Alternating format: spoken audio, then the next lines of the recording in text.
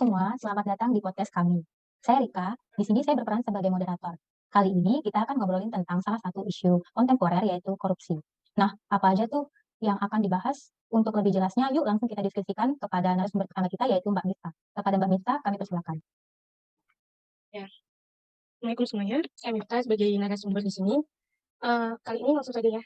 Kita akhir-akhir ini dihebohkan dengan isu-isu korupsi yang mayoritas nih menyeret ASN, bahkan pejabat negara. Sehingga hal tersebut seakan-akan lumrah di masyarakat dan bukan menjadi kejahatan besar. Gimana tuh tanggapannya? Kan gitu ya. Terus sistem yang ada sekarang ini tuh masih belum bagus atau bagaimana sih? Lalu kalau kita bahas masalah korupsi ini, pasti nggak akan ada habisnya kan ya, seolah-olah itu bukan hal yang tabu lagi di masyarakat dan sudah menjadi polemik di kalangan publik. Berdasarkan indeks persepsi korupsi tahun 2021 saja nih, Indonesia berada di peringkat 96 dari 180 negara. Nah, sementara itu, berdasarkan survei dari Badan Pusat Statistik, indeks perilaku anti korupsi hanya berada di kisaran 3,88%. Nah, apakah termasuk kejahatan besar atau tidak? Ya jelas dong ya, kalau korupsi ini termasuk kejahatan luar biasa yang berdampak pada masyarakat dan merugikan negara. Ini contoh saja nih, kasus korupsi yang baru-baru terjadi akhir-akhir ini. Korupsi minyak goreng misalnya. Di mana barang ini kan berkaitan langsung kan dengan hajat hidup orang banyak yang termasuk kebutuhan sehari-hari di masyarakat.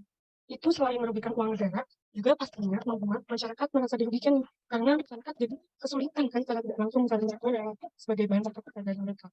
Sampai-sampai membludak penghasilan di tempat perbelanjaan demi beribut membeli satu liter minyak goreng saja.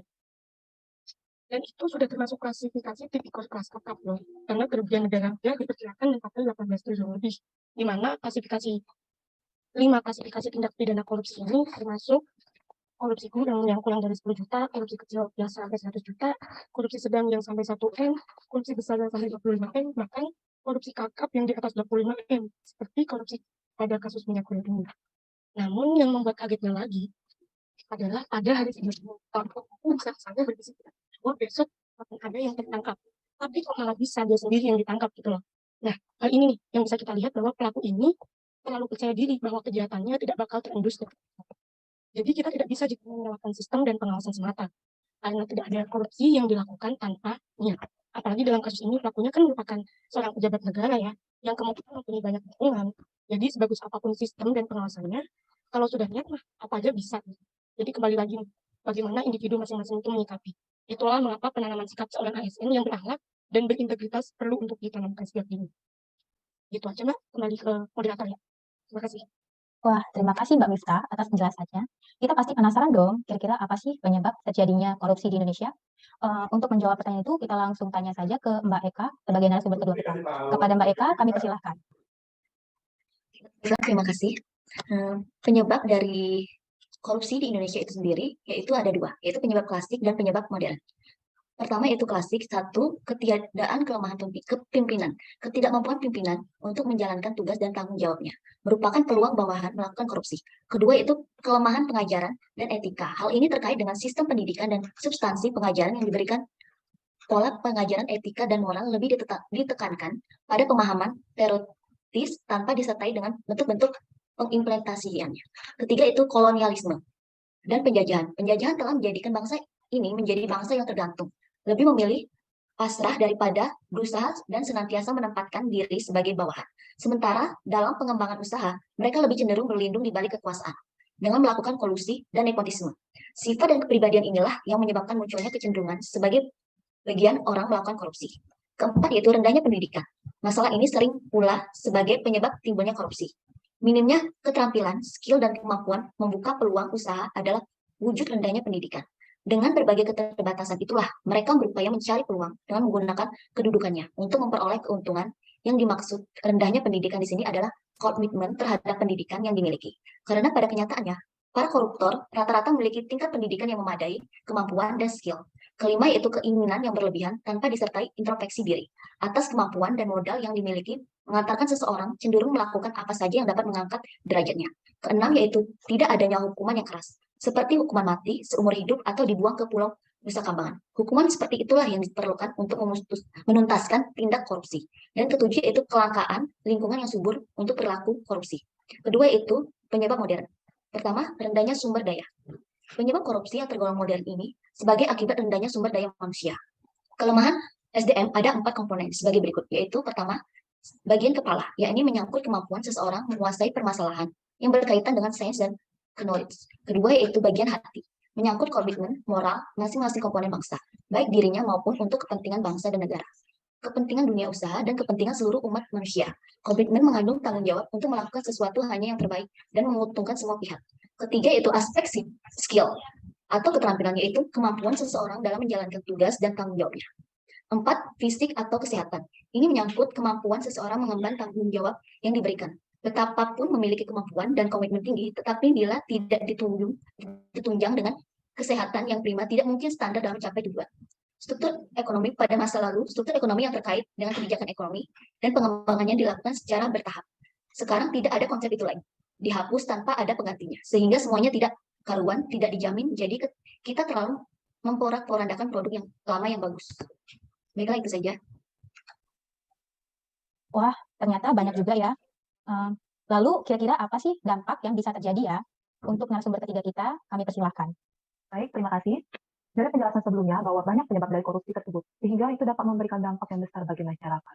Dampak korupsi itu juga dapat berkaitan erat dengan rakyat. Maraknya korupsi yang dilakukan oleh petinggi-petinggi negara Indonesia seakan sulit untuk diberantas dan telah menjadi kebiasaan. Padahal dampak korupsi itu sendiri sudah merambat ke berbagai pihak, khususnya pihak masyarakat. Dampak itu juga ditimbulkan dari sangat seperti berkurangnya kepercayaan terhadap pemerintah. Di samping itu juga, negara lain juga lebih mempercayai negara yang pejabatnya bersih dan korupsi. Dari korupsi baik dalam kerjasama di bidang ekonomi, politik, maupun dalam bidang lainnya. Hal ini mengakibatkan terhambatnya pembangunan ekonomi serta mengganggu stabilitas perekonomian negara dan stabilitas politik. Dampak korupsi berikutnya juga menyusup pada pendapatan negara kita. Seperti kasus yang minyak goreng tersebut, Indonesia dirugikan sejumlah 18 triliun rupiah. Dampak yang kedua yaitu dampak dalam bidang ekonomi. Itu dapat berdampak pada penurunan produktivitas di perusahaan-perusahaan, sehingga terjadinya PHK. Jumlah PHK pada karyawan juga dan pengangguran menyebabkan angka kemiskinan juga meningkat. Kedua, menurunnya pendapatan negara dari pajak. APBN yang dibiayai oleh pajak sebesar 70% itu jenis pajak yang paling banyak menyumbang untuk pendapatan negara seperti pajak penghasilan atau PPh dan pajak pertambahan nilai atau PPN. Selanjutnya itu meningkatkan utang negara kita.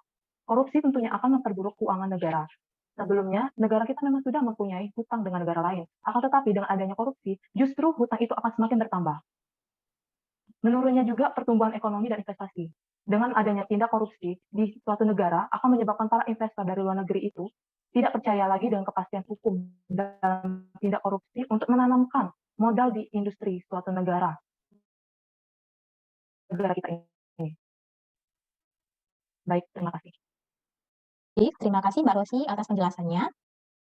Wah, ternyata banyak ya dampak dari kasus korupsi ini, dan banyak juga hal negatif lainnya yang akan dirasakan oleh semua orang. Nah, selanjutnya kita akan membahas upaya pencegahan korupsi yang akan dijelaskan oleh Mbak Siti. Kepada Mbak Siti, dipersilahkan. Baik, terima kasih atas waktunya. Nah, di sini saya akan menjelaskan terkait upaya pencegahan korupsi. Perilaku korupsi di Indonesia sangat terkait erat dengan dimensi penyuapan, pengadaan barang dan jasa, serta penyalahgunaan anggaran yang umumnya dilakukan oleh pihak swasta dan pegawai pemerintahan. Oleh karena itu, upaya pencegahan korupsi sangat diperlukan. Pemberantasan korupsi tidak cukup dilakukan hanya dengan komitmen semata. Komitmen tersebut harus diaktualisasikan dalam bentuk strategi yang komprehensif untuk meminimalisasi tindak korupsi. Upaya pencegahan korupsi dapat dilakukan secara preventif, detektif, dan represif. Upaya pencegahan preventif dan represif agar tindak korupsi tidak lagi terjadi, yaitu meminimalisasi faktor-faktor penyebab atau peluang terjadinya korupsi yang mempercepat proses penindakan terhadap perilaku tindak korupsi. Strategi preventif dan upaya preventif adalah usaha pencegahan korupsi yang diarahkan untuk meminimalisasi penyebab dan peluang seseorang melakukan tindak korupsi. Upayanya yaitu yang pertama memperkuat Dewan Perwakilan Rakyat atau DPR. Yang kedua memperkuat Mahkamah Agung dan jajaran peradilan di bawahnya. Yang ketiga membangun kode etik di sektor publik maupun di partai politik, organisasi profesi, dan asosiasi bisnis. Meneliti lebih jauh sebab-sebab perbuatan korupsi secara berkelanjutan. Selanjutnya yaitu menyempurnakan manajemen sumber daya manusia atau SDM dan peningkatan kesejahteraan pegawai negeri. Selanjutnya yaitu strategi detektif. Upaya detektif adalah usaha yang diarahkan untuk mendeteksi terjadinya kasus-kasus korupsi dengan cepat, tepat, dan biaya murah, sehingga dapat segera ditindaklanjuti. Berikut upayanya yaitu Yang pertama, perbaikan sistem dan tindak lanjut atas pengaduan dari masyarakat. Yang kedua, pemberlakuan kewajiban pelaporan transaksi keuangan tersebut. Yang ketiga, pelaporan kekayaan pribadi pemegang jabatan dan fungsi publik. Partisipasi Indonesia dalam gerakan anti korupsi dan anti pencucian uang di kancah internasional. Dan selanjutnya, peningkatan kemampuan aparat pengawasan fungsional pemerintah dalam mendeteksi tindak pidana korupsi. Strategi represif, upaya represi yaitu usaha yang diarahkan agar setiap perbuatan korupsi yang telah diidentifikasi dapat diproses dengan cepat, tepat, dan biaya murah, sehingga para pelaku dapat segera diberikan sanksi sesuai peraturan perundang-undangan yang berlaku. Upaya represif dalam pencegahan tindak pidana korupsi yang pertama yaitu penguatan kapasitas badan atau komisi anti korupsi. Yang kedua, penyelidikan, penuntutan, peradilan, dan penghukuman koruptor besar dengan efek jerah, penentuan jenis-jenis atau kelompok korupsi yang diprioritaskan untuk diberantas. Selanjutnya yaitu pemberlakuan konsep pembuktian terbalik.